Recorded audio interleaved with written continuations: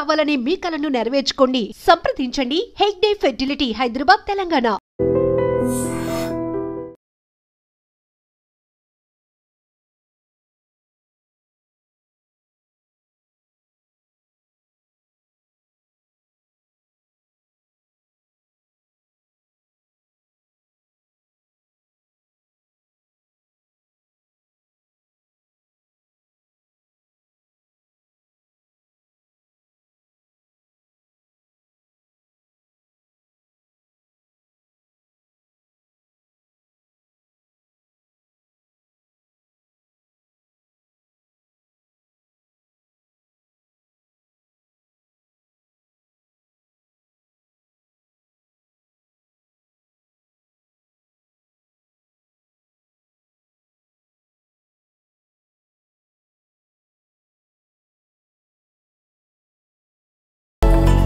నా చేతిలో ఉన్న ఈ ఆర్ట్ చూసారా ఎంత అద్భుతంగా ఉందో. ఎస్, చిన్నప్పటి నుంచి పిల్లలకు చదువుతో పాటు వాళ్ళల్లో ఉన్న టాలెంట్ని గుర్తించి ఎంకరేజ్ చేస్తే ప్రతి కిడ్ వండర్ క్రియేట్ చేస్తాడు అనటంలో ఎలాంటి డౌట్ లేదు. సో నేనైతే ఇప్పుడు మీ అందరికీ తెలుసు, ఏదైనా వాళ్ళు అద్భుతంగా టాలెంట్ చూపిస్తే కనుక మనం సూపర్ కిడ్స్, వండర్ కిడ్స్ అంటూ ఉంటాం. నేనైతే ఇప్పుడు మీకు ఒక సూపర్ బ్రదర్స్ని ఇంట్రడ్యూస్ చేయాలి అని అనుకుంటున్నాను. అట్ ఏజ్ ఆఫ్ అంటే 10 years అప్పుడే మంచి మంచి పెయింటింగ్స్ వేస్తూ ఎన్నో కాంపిటీషన్స్లో పార్టిసిపేట్ చేసి, అలాగే తెలుగు బుక్ ఆఫ్ రికార్డ్ కావచ్చు, లేకపోతే జాతీయ స్థాయిలో సూపర్ కిడ్ రికార్డ్ని కూడా క్రియేట్ చేసిన సిద్ధార్థ రిషి ఇక్కడ తన పెయింటింగ్లో చాలా బిజీగా ఉన్నాడు. హలో మా, హాయ్. ఎస్, ఇక్కడ ఇంకో బ్రదర్ ఉన్నారు, తను సాయి శ్రేయస్. సో తను ఇప్పుడు ఇంటర్ 2nd year. ఈరోజే రిజల్ట్స్ వచ్చాయి, అందుకే గుడ్ న్యూస్గా స్వీట్ కూడా ఇచ్చేస్తాడు ఆల్రెడీ. సో కంగ్రాచులేషన్స్ మా. ఎంత పర్సంటేజ్? 94. Great, really. సో నేను ఎందుకు చెప్పాలి అనుకుంటున్నానంటే, పిల్లల్లో చాలా చాలా యాక్టివిటీస్ ఉంటాయి. చాలామంది అందరూ ఒకేలా ఉండాలి అని కూడా ఉండదు, బట్ ప్రతి ఒక్కరిలో ఒక టాలెంట్ అనేది ఉంటుంది. మనం ఫోకస్డ్గా తీసి గుర్తిస్తే కనుక ఖచ్చితంగా వాళ్ళు ఒక మార్క్ టాలెంట్తో ముందుకు వెళ్తారు అనటంలో no doubt at all. So ఇక్కడ సిద్ధార్థ రిషి ఉన్నారు మనతో పాటు. తను చిన్నప్పటి నుంచి కూడా ఏవో పెయింటింగ్స్ వేస్తూ ఉంటే ఏదో పిచ్చి గీతల్లే అని వాళ్ళ అమ్మగారు కొట్టి పరేయలేదు. దీనికి ఏదో ఇంట్రెస్ట్ ఉంది, ఆ వైపుగా మనం ఎంకరేజ్ చేస్తే చాలా రికార్డ్స్ క్రియేట్ చేయొచ్చు, చాలా వండర్స్ క్రియేట్ చేయొచ్చు అని ఆమె అప్పుడే గుర్తించారు. సో ఇప్పుడు ఇంటి నిండా చాలా అవార్డ్స్ కనిపిస్తున్నాయి, ఎటు చూసిన పెయింట్స్. నేనైతే వాల్ షీట్స్ అనుకున్నాను కొన్ని పెయింటింగ్స్ చూసి, అంత అత్యద్భుతంగా కనిపిస్తున్నాయి ఆర్ట్ అనేది. సో ఎందుకు ఇంట్రెస్ట్ వచ్చింది మా? చిన్నప్పటి నుంచి నాకు బాగా ఒక హాబీ కింద క్రియేట్ అయింది. దానివల్ల చిన్నప్పుడు నేను ఇంటర్నెట్ ఆ టైంలో ఏమి లేదు. సో దానివల్ల మా అమ్మ ఇచ్చిన ఏదైనా ట్రైన్ జర్నీలో, సపోజ్ ఎగ్జాంపుల్ ట్రైన్ జర్నీలో ఆ టైంలో ఒక సీట్, ఒక పెన్సిల్ తీసుకొని అలాగ డ్రా చేసేవాడిని. ఈ ఆబ్జెక్ట్ కనిపించిన ఆ టైంలో నా క్రియేటివిటీ కూడా ఒక విధంగా మంచి క్రియేటివ్గా వచ్చింది. అంటే ఆబ్జెక్ట్ ఉన్న బ్యాక్గ్రౌండ్ ఎలా వేయాలి, ఇప్పుడు బాల్ వేయాలంటే బాల్ మధ్యలో బాల్ వేస్తాం, ఐ మీన్ ఆ బ్యాక్గ్రౌండ్లో ఏదైనా బీచ్ కానీ ఏదైనా సరౌండింగ్స్ ఆ నేచర్ తగ్గట్టుగా వేయడం, అంటే ఆ బాల్ కి ఒక అంబియన్స్ క్రియేట్ చేయాలి ఓన్ గా చేసుకున్నాను. అలాగే ఎన్నో కాంపిటీషన్లో పార్టిసిపేట్ చేశాను. ఇలాగా నాకు చాలా సపోర్ట్ చేశారు ఫ్రెండ్స్ అండ్ ఫ్యామిలీస్ కూడా. సుభద్రాదేవి ఆ మేడమ్ నాకు చాలా సపోర్ట్ చేశారు. అందులో ఏంటంటే ఆ మేడము ఎంతో మందికి పిల్లలందరినీ ఎంకరేజ్మెంట్ ఇచ్చారు. ఈవెన్ నాట్ ఇన్ ఆర్ట్, ఏదైనా డ్యాన్స్ ప్రోగ్రామ్ కానీ అన్ని ఎక్స్ట్రా కరిక్యులర్ యాక్టివిటీస్ కానీ చాలా ఆవిడ ఎలా ఉందంటే ఒక మదర్ టీరిస్తారు. సో చాలామందికి ఎంకరేజ్మెంట్ ఇచ్చారు, నాకు కూడా చాలా బాగా సపోర్ట్ చేశారు. దానివల్ల ఎన్నో హైదరాబాద్లో కాంపిటీషన్ పార్టిసిపేట్ చేశాను. ఇలాగ బాలరత్న అవార్డు అందుకున్నాను. ఈవెన్ 10 years లోనే బాలరత్న అవార్డు. బాలశ్రీ కూడా ఒక 1 month తర్వాత అలాగా రీచ్ అయ్యాను. అక్కడికి కూడా ఢిల్లీకి వెళ్ళడం, ఒక 1 week అనుకుంటా అక్కడ ఉండి సరౌండింగ్స్ ఎక్స్పోజర్, ఒక్కొక్క ఆర్టిస్ట్ ఎలాగా ఆ ఎన్విరాన్మెంట్ బాగా నచ్చింది. 30 ఈ ఆర్ట్ కాంపిటీషన్స్లో మీరు పార్టిసిపేట్ చేయడం వల్ల కూడా మీకు నేషనల్ లెవెల్లో సూపర్ కిడ్ అవార్డు కూడా వచ్చింది కదా, ఏమనిపించింది అప్పుడు? చాలా గర్వంగా ఉంది. సపోర్ట్ వల్ల నాకు బాగా అనిపించింది. చాలా టెక్నిక్స్ ఉంటాయి. లైక్ ఇప్పుడు మేము పట్టుకున్నప్పుడు పెన్సిల్ గ్రిప్ చేస్తున్నప్పుడు వేరు, బట్ ఆ గ్రిప్పింగ్లోనే హీస్ అ గుడ్ ఆర్టిస్ట్ అని మేము చెప్పగలుగుతాం. కొంతమంది ఏంటి ఆ టెక్నిక్ యాక్చువల్లీ? కొంతమందికి ఒక్కొక్కరికి ఒక టెక్నిక్ అంటే స్టైల్ సిగ్నేచర్. నా స్టైల్ ఏంటంటే ఒక వాటర్ కలర్స్ లోనే డెవలప్ చేసుకున్నాను. ఎలా వేయాలి, ఆ వాటర్ని ఎలా కంట్రోల్ చేయాలి, కలర్ మిక్సింగ్ ఏంటి, water primary colours, water secondary, అలాగా స్టార్ట్ అయింది ఆ జర్నీ.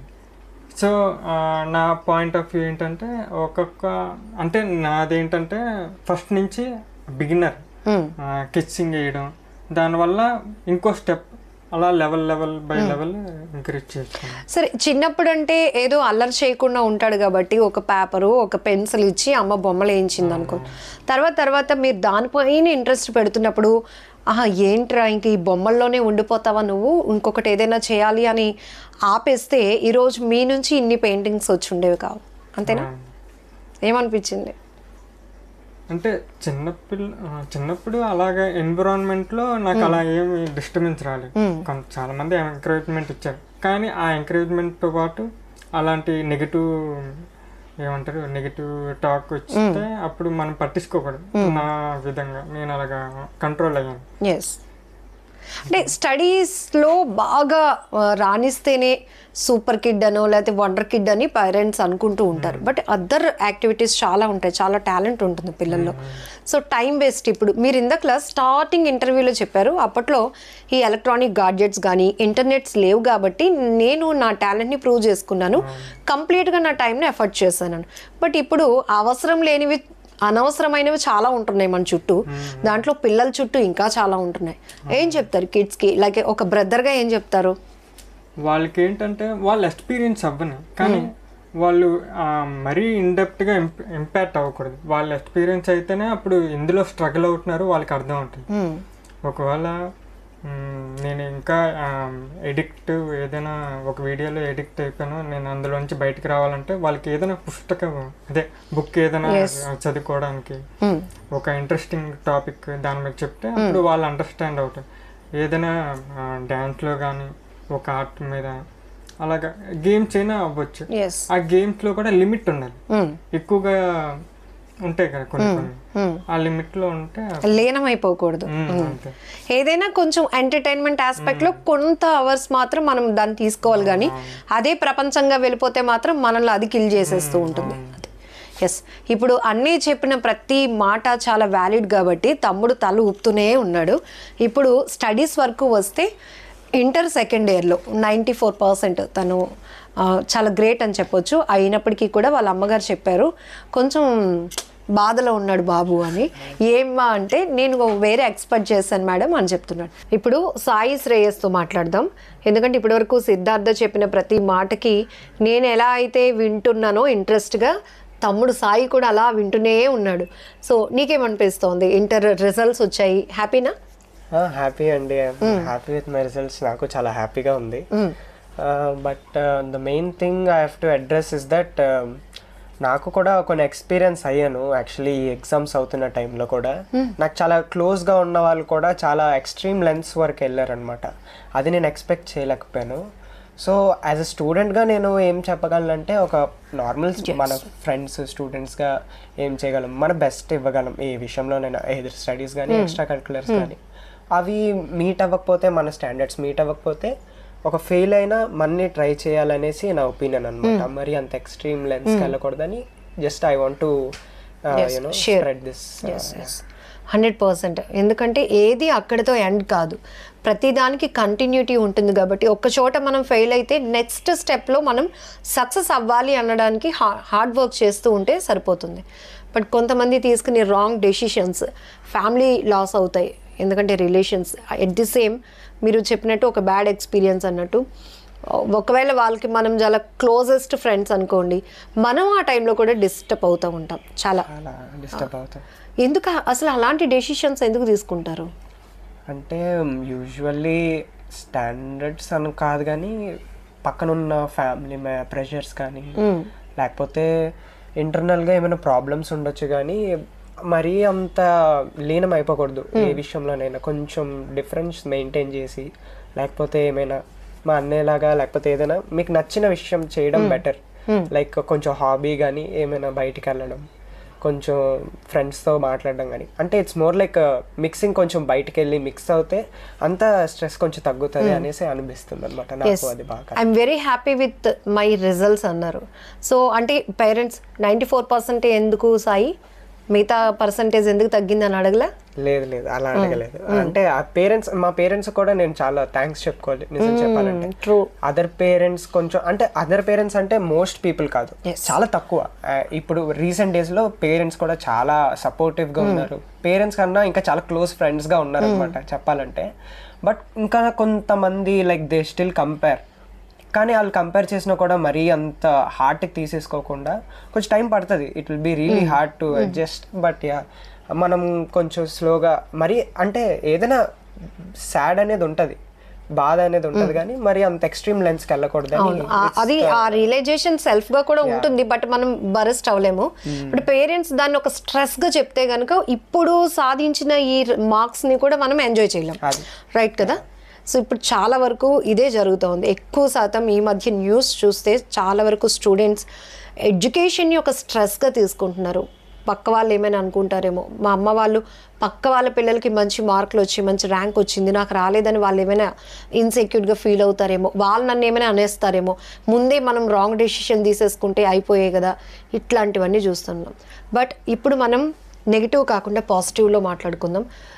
మీరు ఒక ప్రిపరేషన్ అయ్యారు కదా, సో ఇంటర్ సెకండ్ ఇయర్లో నా రిజల్ట్స్ ఇలా ఉండాలి అని ఆ ఎఫర్ట్ పెట్టే ముందు ఎక్కువ మిమ్మల్ని ఏది ఓవర్కమ్ చేస్తుంది? ఆ రిజల్ట్సే ఓవర్కమ్ చేస్తుందా, లేకపోతే as we have to do, మనం చేయగలం అని ఒక బూస్టింగ్ ఉంటుందా? ఇది ఇంపార్టెంట్ చాలా. అవునవును, కరెక్టే. మీరు చెప్పిన పాయింట్ చాలా యాప్ట్గా ఉన్నది. చెప్పాలంటే ఇది 2 sides తీసుకోవచ్చు. అంటే ఓవర్వెల్మ్ అయిపోతాం అనమాట ఫస్ట్ ఈ రిజల్ట్ రావాలి అని. కొంతమంది వాళ్ళకి తెలుసు అంటే మాకు ఇంతే వస్తుంది అలా కూడా ఉంటారు. కొంతమంది నేను ఇంత చేస్తే చాలు అని. మెయిన్గా ఇంపార్టెంట్ థింగ్ ఏంటంటే సెల్ఫ్ సాటిస్ఫాక్షన్గా ఉండాలి. మనం చెప్పాను కదా, ఎంతవరకు వీలైతే అంతవరకు ఎఫర్ట్ పెట్టడానికి ట్రై చేయాలి. అది మన మెయిన్ ఇంపార్టెంట్ ఆస్పెక్ట్ అనమాట. నేను చేసింది అయితే అది ఎంతవరకు రిజల్ట్ గురించి నేనైతే ఫస్ట్ పట్టించుకోలేదు. ఫస్ట్ రిజల్ట్ అనుకున్నాను ఇంత వస్తే చాలు అని, కానీ అంతవరకు ట్రై చేశా. రాలేదన్నా కూడా నేను అంత ఇదైపోను, నేను ట్రై చేస్తాను ఏమైనా ఇంకా ఎలాగ ఇంప్రూవ్ అవ్వాలని. ఇప్పుడు రాలేకపోతే okay, I done my best అని నాకు తెలుసు కాబట్టి సో అలాగా కొంచెం రిలాక్స్ అవ్వాలి. ఒక ఫ్రెండ్గా, ఒక స్టూడెంట్గా మిగతా వాళ్ళని కూడా ఒక ఫ్రెండ్స్లా ట్రీట్ చేసి ఒక మంచి మెసేజ్, ఒక లైన్, సింగిల్ లైన్. ఒక లైన్లో చెప్పాలంటే మన క్లోజ్ ఫ్రెండ్స్ చూస్ చేసుకోవడం ఇంపార్టెంట్. మంచి ఫ్రెండ్స్ని చూస్ చేసుకొని, అంటే టెంపరీగా ఉండొచ్చు, ఎప్పుడో ఒకసారి మాట్లాడచ్చు.